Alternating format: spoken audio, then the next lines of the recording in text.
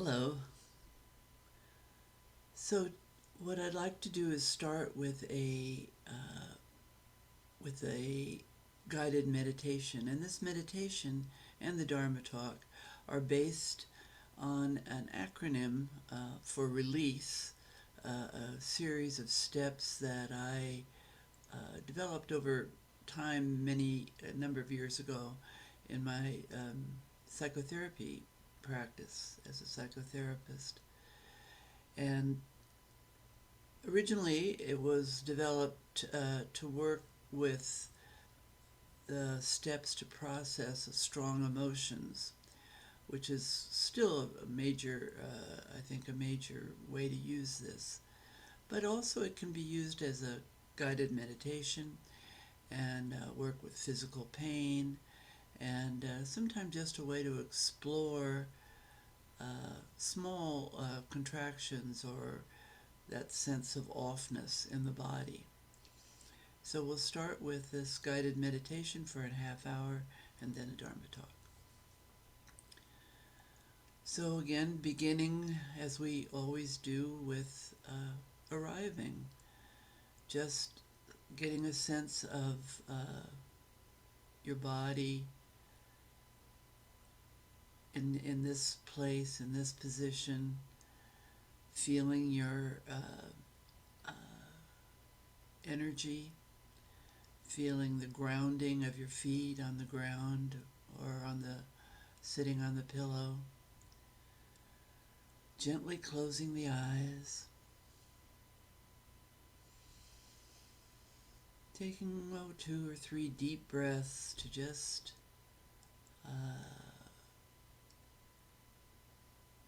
begin to gather the energy into this place, this time, this moment.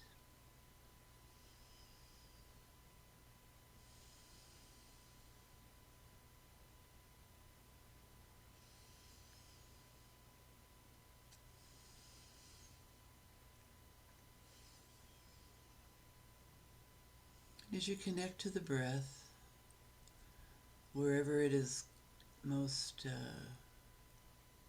common or comfortable for you to connect, through the nostrils, through the rising and falling of the chest, or the expansion and contraction of the belly, the abdomen, or maybe perhaps just exploring or experiencing deeply the whole process of the breath, from the beginning of the in-breath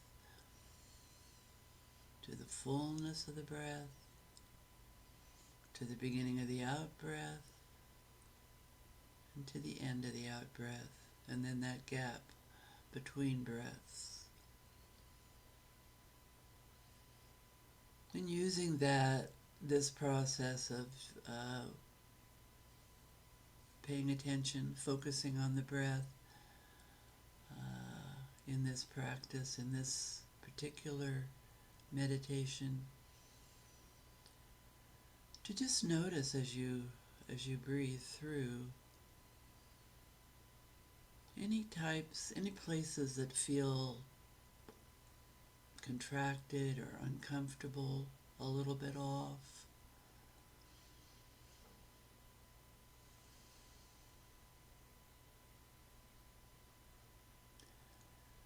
You may have some particular strong feeling that you brought into the meditation, into this sitting. And you can notice that as well, as you just kind of breathe through, noticing what's going on in your head, forehead, and mouth and jaw, noticing the sensations there and the sensations in the neck and shoulder area.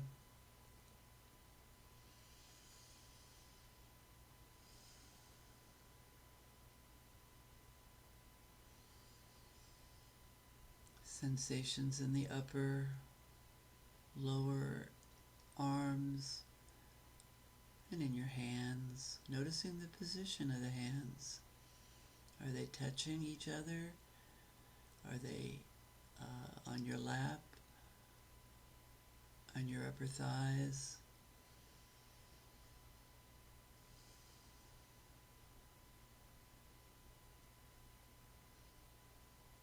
What are you experiencing?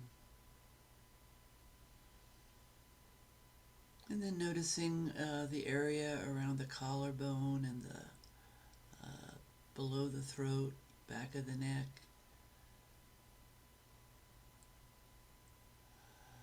The upper chest.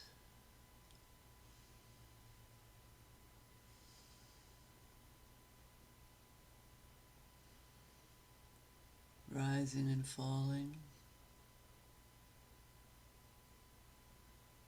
Again, just noticing anything that captures your attention. It could be just the experience of movement, and you may notice a little tightness or a little discomfort anywhere along the way. Noticing lower down in the chest, there's a band perhaps that you might notice around the middle of the chest. Some people notice a contraction there.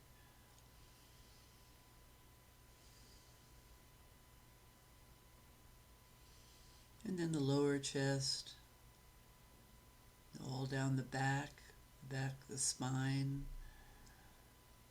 through the upper, mid, and lower back.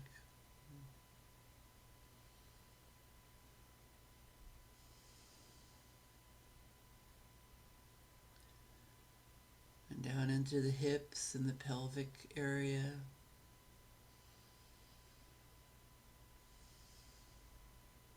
Again, noticing the breath in that area, expanding and contracting in the belly. Noticing the sensation of your buttocks against the cushion or the chair.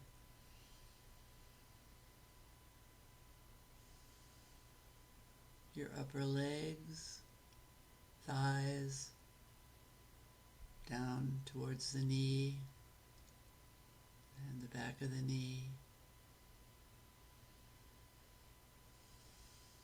The lower leg, calf, the shin muscles, shin area, the ankles, and down into the feet. Noticing particularly where there may be some strong sensation in the bottoms of the feet. And then just breathing through all of the bodily sensation.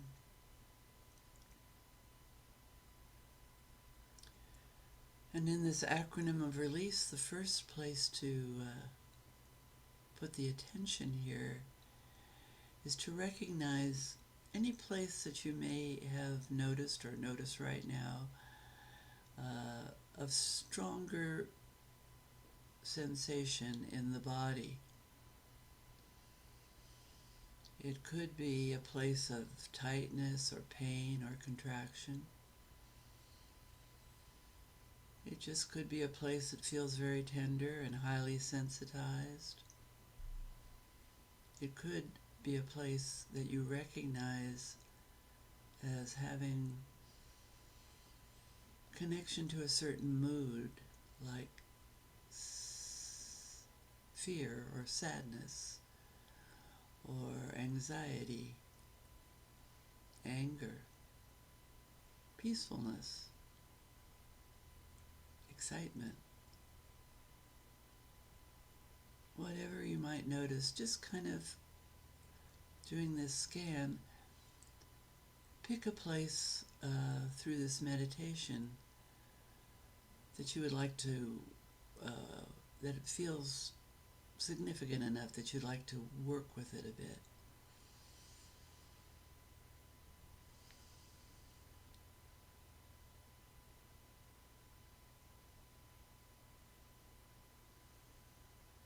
This practice works especially well with difficult emotions or sensations, but can be used for strong positive ones as well.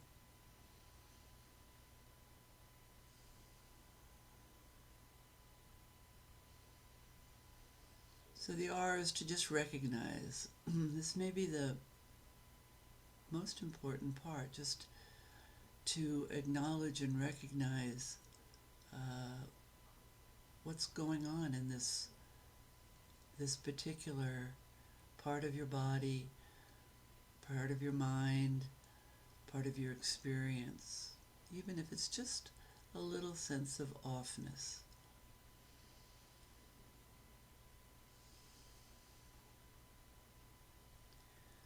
And then as you notice that, just kind of the next piece here is to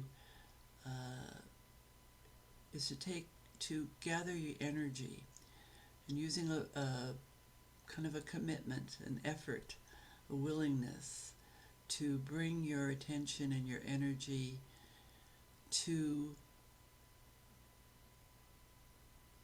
this exploration.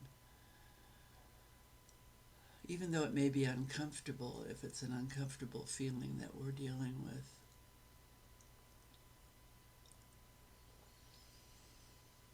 And then the next piece is to locate it. Where in your body might be one particular place, there may be a couple of places that you notice are reactive and to this sense, perhaps mood or feeling or physical sensations.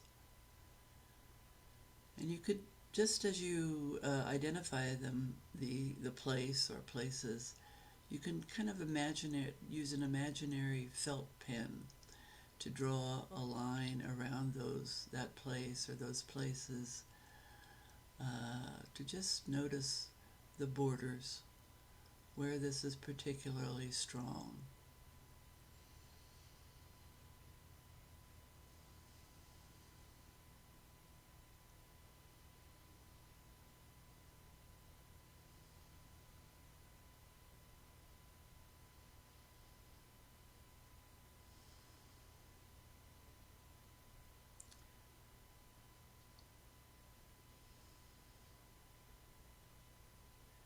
And then the next letter, which is E, is to explore the sensations.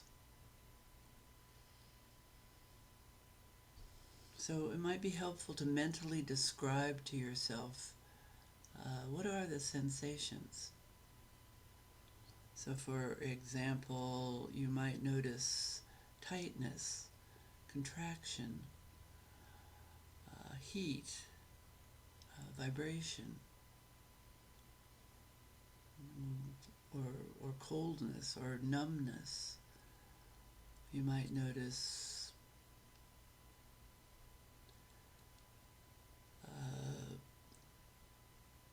tenderness. What is the texture of this experience? Is it sharp? Is it subtle? Is it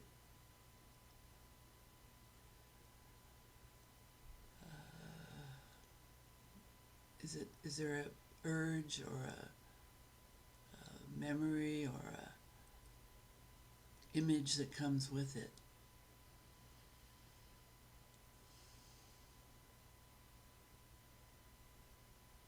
No right or wrong here, no judgment, just to notice, just to give it your full attention.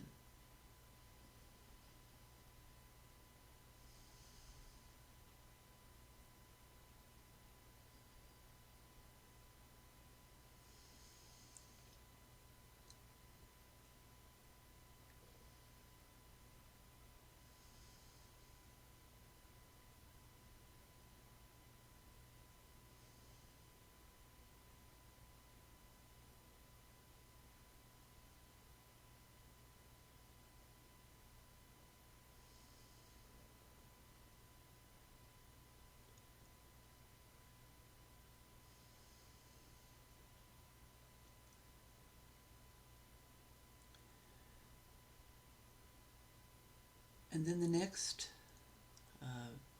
step is to accept what it is, whatever it is. This feeling, this experience is like this.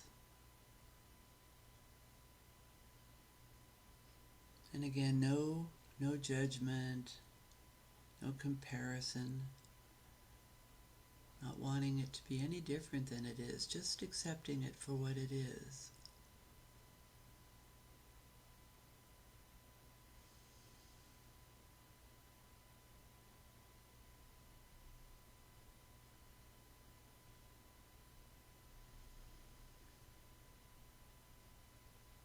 No resistance.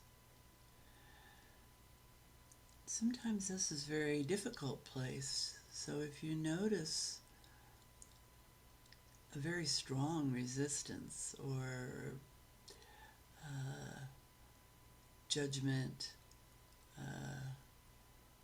wanting not to be here with it, sometimes you have to just start all over or just do another beginning of the exploration with that feeling, with the feeling of resistance or the feeling of judgment, the urge that has arisen as you've done this exploration.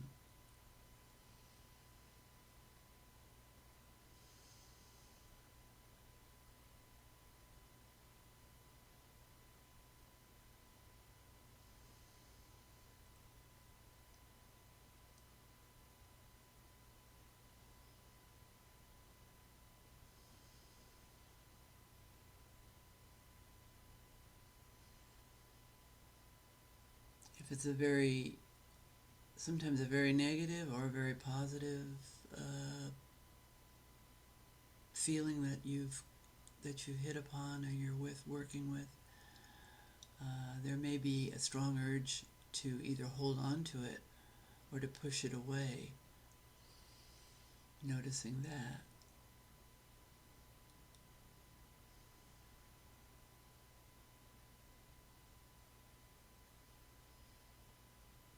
And then the next letter or piece here is the S for surrender.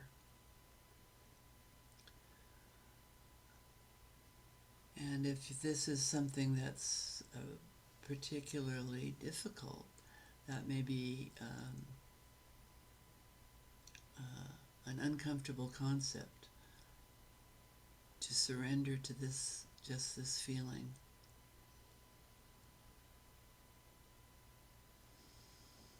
But it's really just a fuller experience of the acceptance. It's relaxing around and into whatever it is you're experiencing.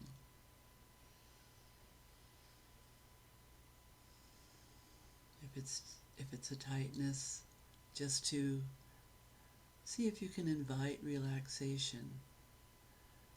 Relaxation around the edges.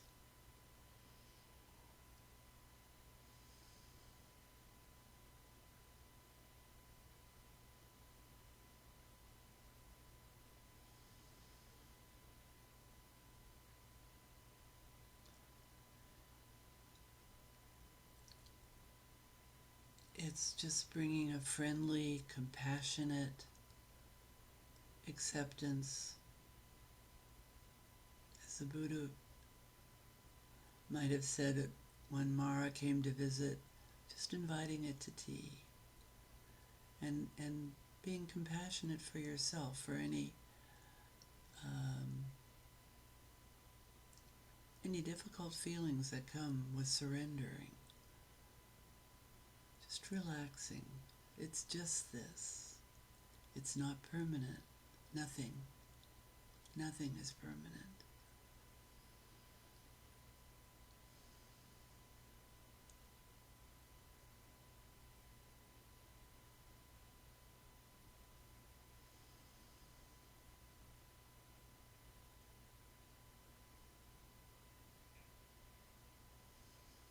There's room for everything.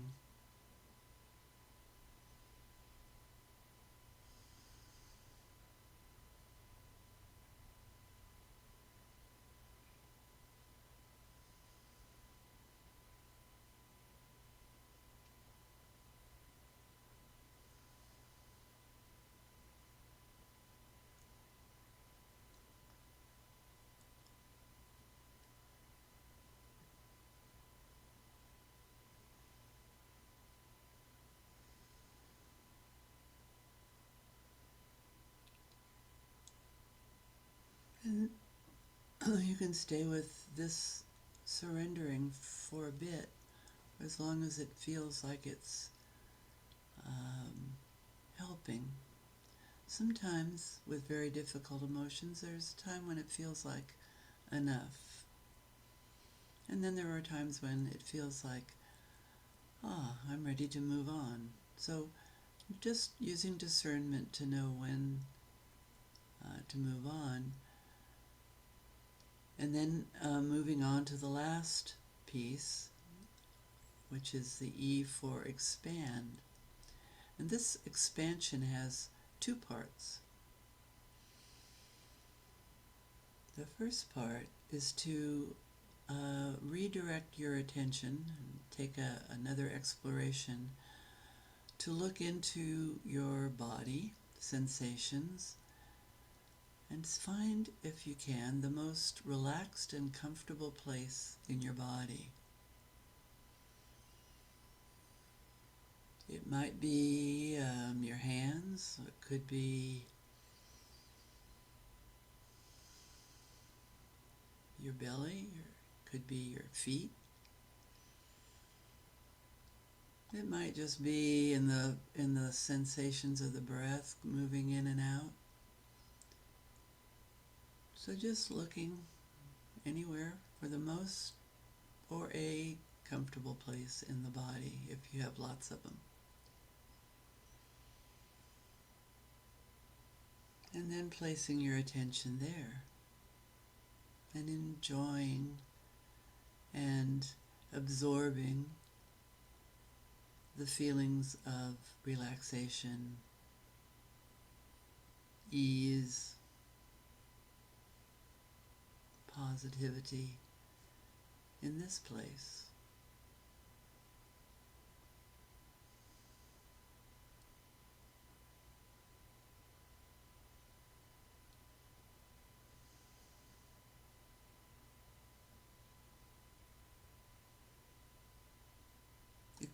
It could bring up a memory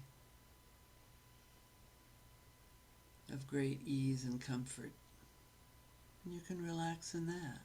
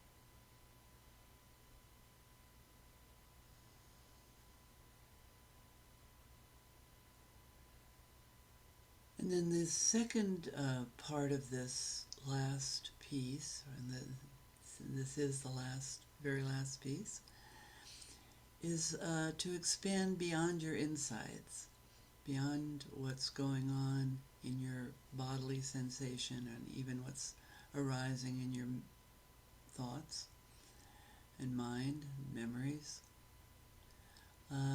to this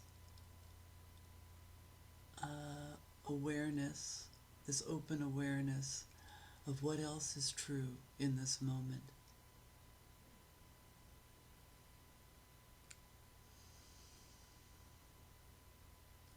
So what else is true in this moment is you can expand to the feelings of air on your skin. You could expand to the sensations of hearing,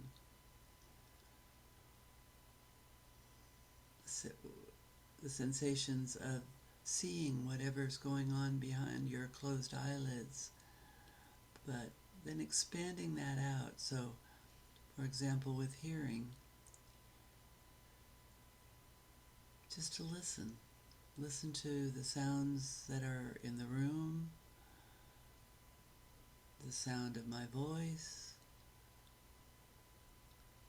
Again, without any kind of judgment or trying to make it different to the extent that that's possible. Listening to the silence. Listening to the more distant sounds. So letting your hearing expand out and out and out. What is this?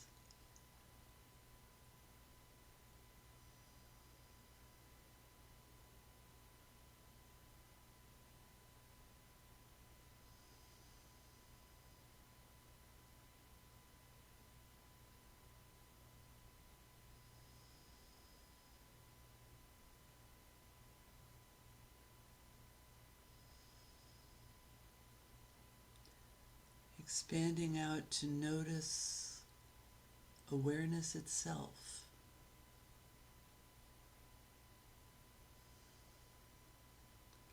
Just letting yourself be aware of this mystery of awareness.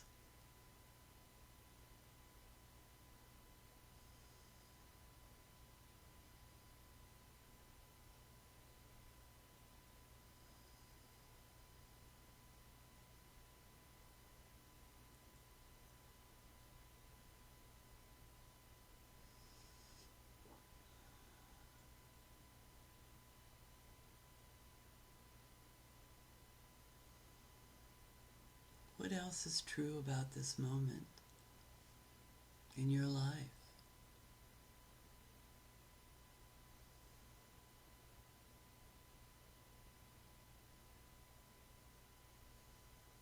You're safe in this moment.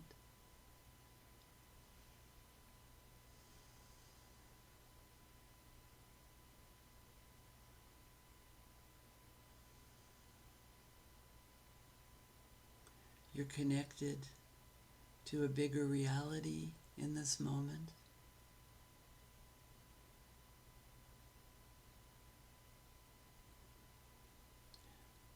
You can open your eyes when you're ready and look around the space you're in, just noticing it with this broader, open awareness. Seeing if you can see it without a lot of concepts or wants or not wants. Just, what is this? What is this?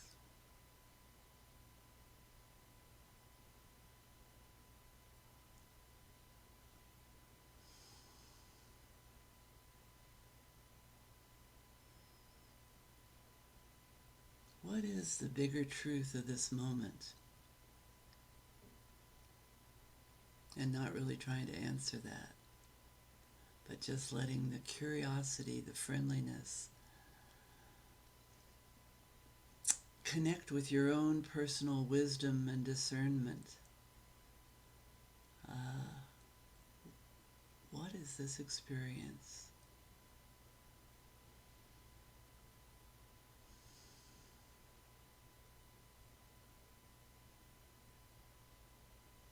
Just this. Just this.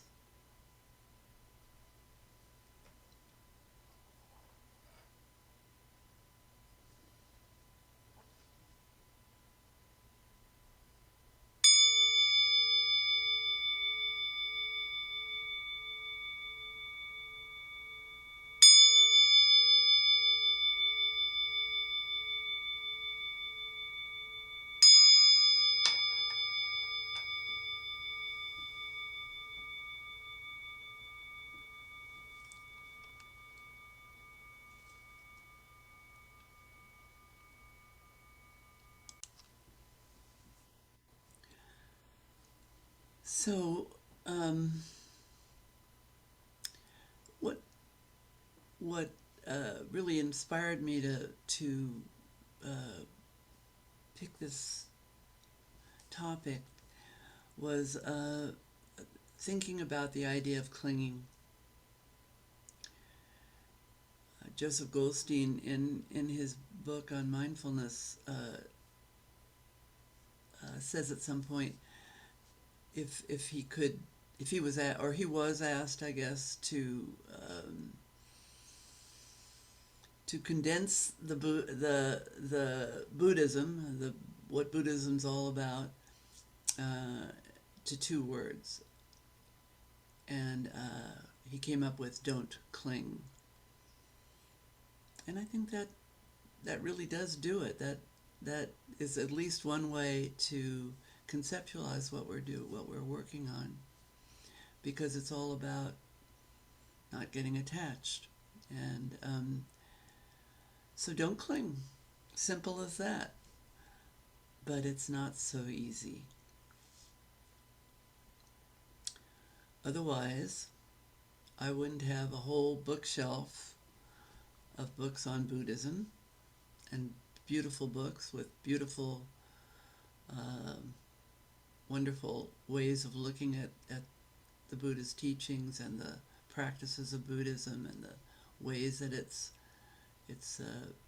been interpreted. There wouldn't be all the volumes of the Buddha's teachings.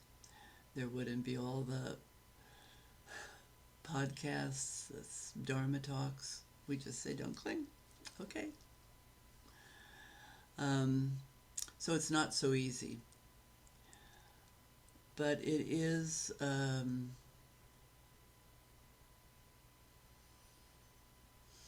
doable. And so really this idea of using this acronym of release is one way of working with it. So the Buddha, I have a couple of things here that the Buddha said, or was said at the time of the Buddha, that that kind of reflects his working with this idea of letting go, of non-clinging, of release. He said, "Monks, this holy life is lived with training as a reward, with discernment as its surpassing state, with release as its heartwood, and with mindfulness as its governing principle."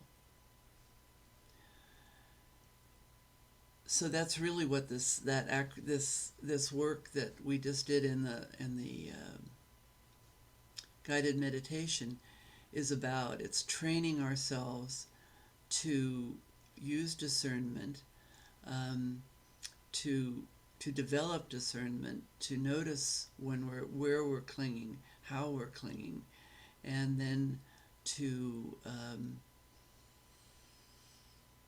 use mindfulness to stay with it, to really increase and cultivate that discernment, and then to be able to exercise release, to really let it go, to move on. And this is another quote here. Those who do not understand suffering, or how suffering is produced, or where suffering finally stops altogether without remainder, and who do not know that path leading to relief from suffering, they are destitute of mind release, and lack release by wisdom too. Unable to make an end of it, they fare on in birth and decay.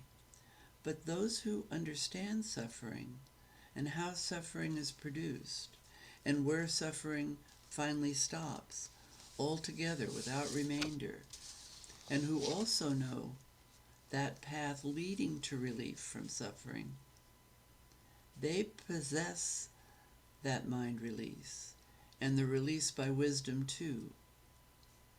Able to make an end of it, they never come back to birth and decay. So this is a path to freedom. So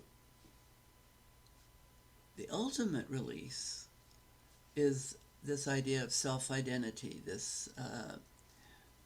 when we really understand the experience of the impermanence, the experience of impermanence and interconnectedness of all things, then we can hold the idea of self-identity lightly. We have to function as people who we are, but if we can hold it lightly, realizing that's not the ultimate truth, that we're just dust in the wind. So what I'd like to do for the next few minutes then is to just go back through this, and I'll put this up on the screen here. It's not that. Here we go. So that we can just kind of discuss it a little more. So, as you can see, that I originally developed this, as I said before, as a steps to process strong emotions, and but it can also be used for strong physical sensation, pain as well. There are often connection between the two. So this first piece of recognition, of recognizing what's going on, and this isn't just a meditation practice. This can happen anywhere, anytime, any moment. And it can be just this recognition of something's off, something's not right. Or it can be this very strong, overpowering emotion. Both of them are dukkha. So, so just this idea that emotions are automatic, and that we get to believe and live out of this belief that we are at the mercy of these emotions, that somehow they're in control, they're in charge. But every time you recognize an emotion, this power of awareness is strengthened, and eventually this power of choice is strengthened. Once we're aware of something, this is why it's so important. Once we're aware of what's going on, and the more clearly we're aware of it, the more deeply we understand it, the more we can recognize and practice choice. Because choice doesn't always feel like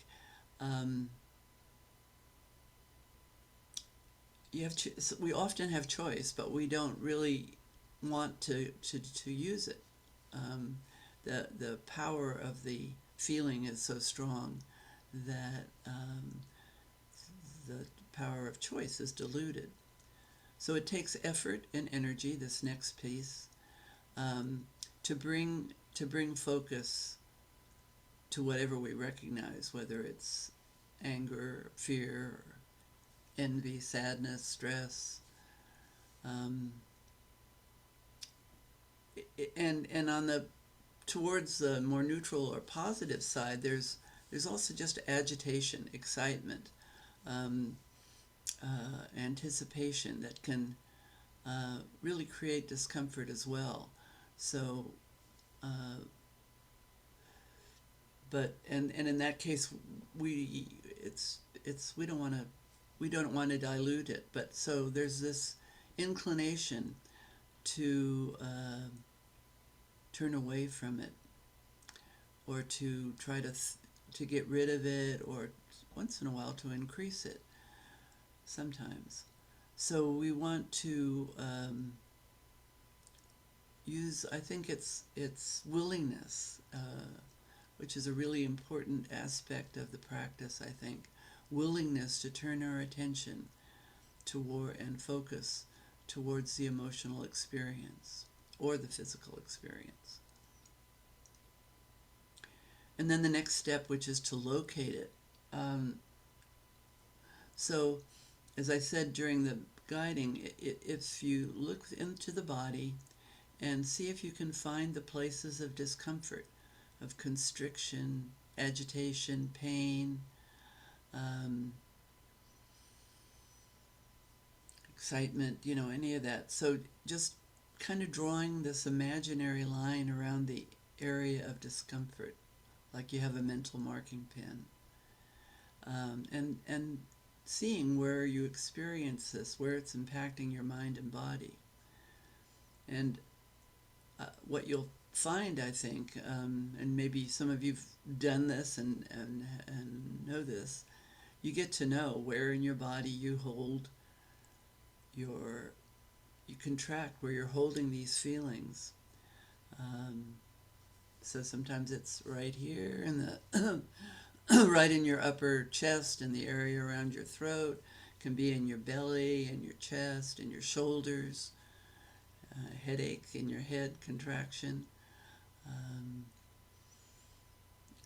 It can be anywhere. So you want to get to know those places. It'll kind of save you a little bit of time when you begin to notice, to recognize, bring your attention, and you can check out what's going on in these particular parts of the body, the back. And then this exploration piece. So this is really helpful in a number of ways. This describing for yourself the sensations, and the tightness or the temperature, the vibration, texture, the color. Sometimes you can feel the color of something or see it behind your eyes, closed eyes. Also, there can be memories or thoughts or urges or flashes of things that capture your attention. So you don't want to get carried away by any of this if possible. You want just to note it, to notice, just to get a kind of rundown on what's going on in these parts of your body, including your mental activity. And then to accept it. So whatever you're experiencing is like this. And here's where we begin to practice really strongly that we don't have to judge it. There's no judgment, there's no comparison, and there's no wanting it to be different. Now, all of those things can happen. They can pop up, and this is where we get to practice understanding, to practice just just letting go of those things if it's possible, because they interfere with the exploration and they can take you off in a whole other place. And as I said in the guiding, sometimes they're strong enough. The resistance is just like a hard, hot rock that won't let you really accept. And so then you can try practicing with resistance. Resistance is like this, and where do you feel it, and how do you feel it, and the body, and really work on getting to know what resistance is like. And this understanding that whatever you're experiencing, it doesn't matter what it is, it's not permanent. This, like everything, will change. And then there's surrender. And surrender is just a fuller experience of acceptance. But it's this sense of saying to yourself, this is how it is. And can I invite relaxation around these sensations? Can I open to the edges? Can I notice that there's room for everything? Can I let them move through without pushing them away or grabbing onto them? There's a line in a poem that I'll read in a few minutes that says, "Let life live through you." And so that's what we're working with when we surrender. It's not that a surrender where we want to be defeated by these things. It's a surrender where we're not going to be in conflict. We're not going to be fighting these things all the time. And then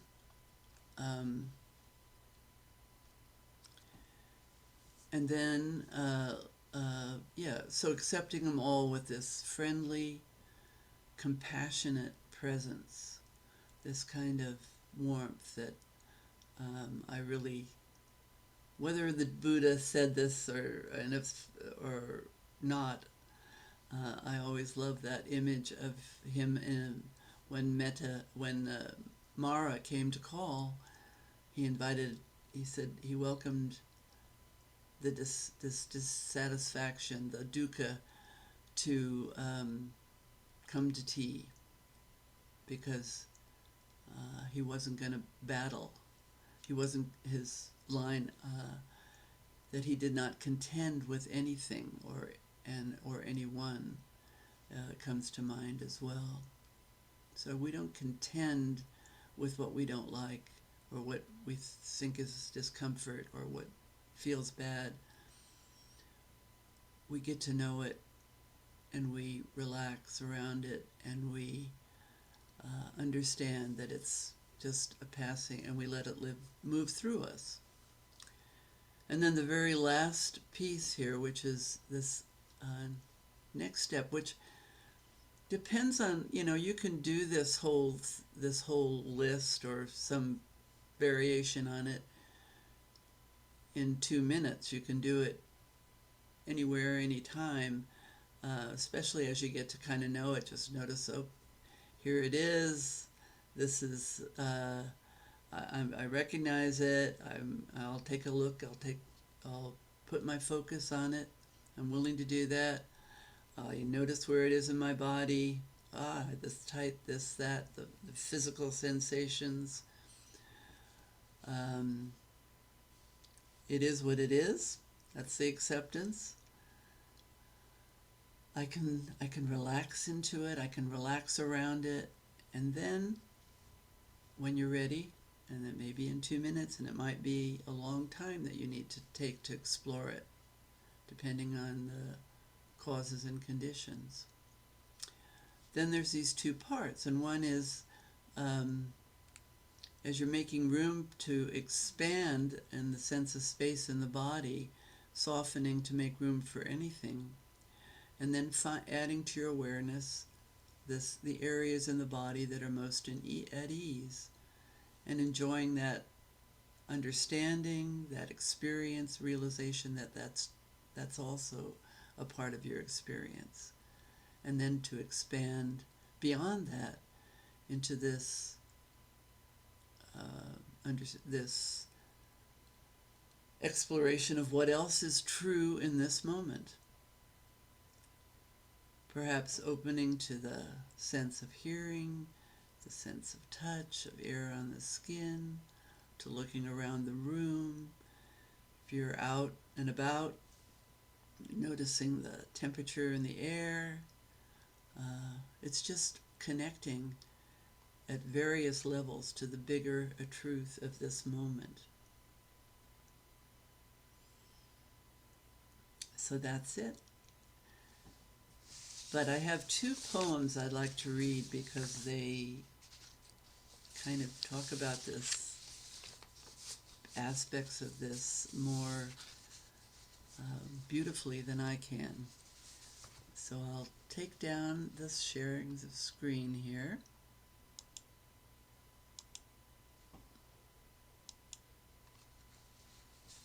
The first one is is named Singularity, and it's by Marie Howe. And she, I guess, dedicates it to Stephen Hawking. It says after Stephen Hawking. Do you sometimes want to wake up to the singularity we once were? No compact body needed a bed or food or money. Nobody hiding in the school bathroom or home alone, pulling open the drawer where the pills are kept. For every atom belonging to me as good belongs to you. Remember, there was no nature, no them, no tests to determine if the elephant grieves her calf or if the coral reef feels pain. Trashed open oceans don't speak English or Farsi or French. Would that we could wake up to what we were when we were ocean, and believe that, and before that, to when sky was earth, and animal was energy, and rock was liquid, and stars were space, and space was not at all, nothing. Before we came to believe humans were so important, before this awful loneliness. Can molecules recall it? What once was before anything happened? No I, no we, no one, no was, no verb, no noun, only a tiny, tiny dot, brimming with is, all, everything, home.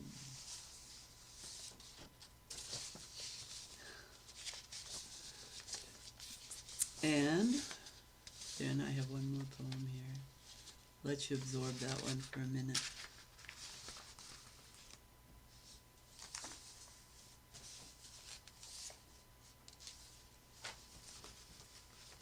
The second poem, Hokusai Says by Roger Keyes. Now, Hokusai is the artist, the Japanese artist who drew a lot of the wave paintings, particularly the one that the very famous wave painting, Japanese wave painting. And the author of this poem is Roger Keyes, and Roger Keyes was, or is, I think he's still alive, an art historian who's specialized in Hokusai.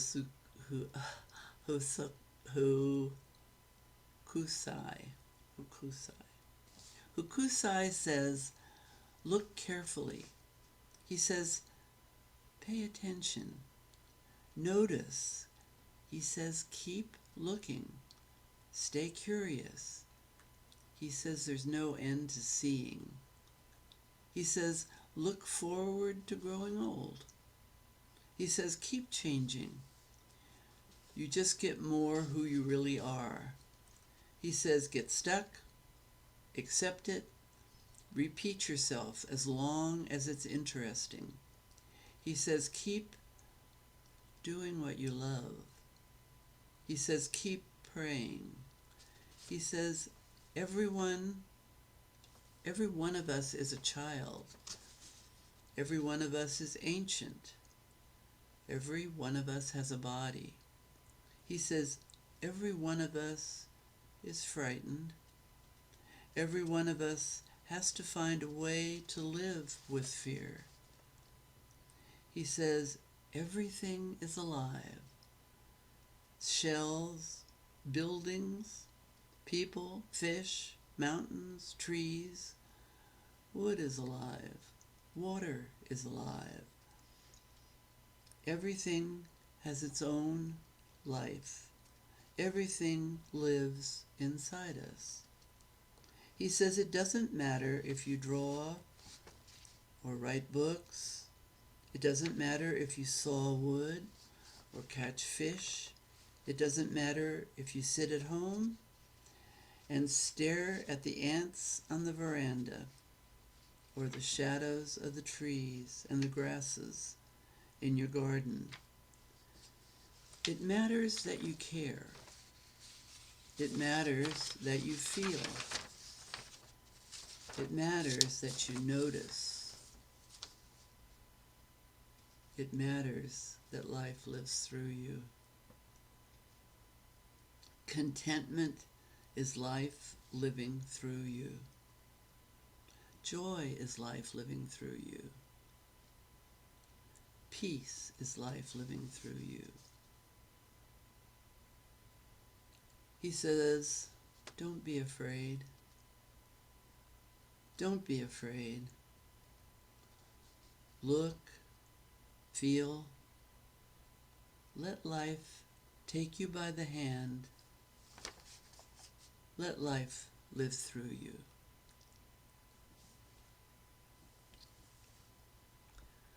So that's it. May all beings be happy. May all beings be at peace. May all beings be free. Bye.